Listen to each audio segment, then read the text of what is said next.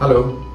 What are some ways to manage knee movement and improve knee movement after knee replacement at home?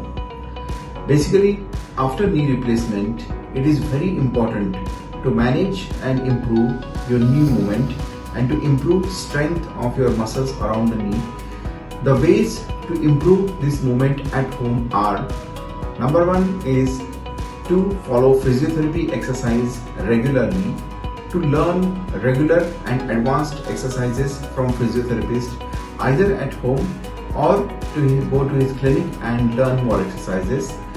Third thing, it is very important to do these exercises on a regular basis at home at least 2 to 3 times in a day.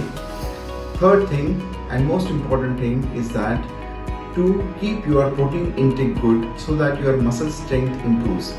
So basically, to improve the knee range of motion and strength around the knee at home, it is important to follow physiotherapist's advice and regularly do exercises at home.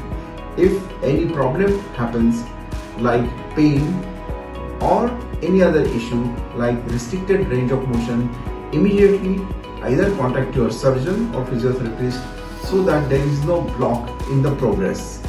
Because sometimes if there is block in the progress, the movement can stop, the strain can reduce and knee replacement can become painful.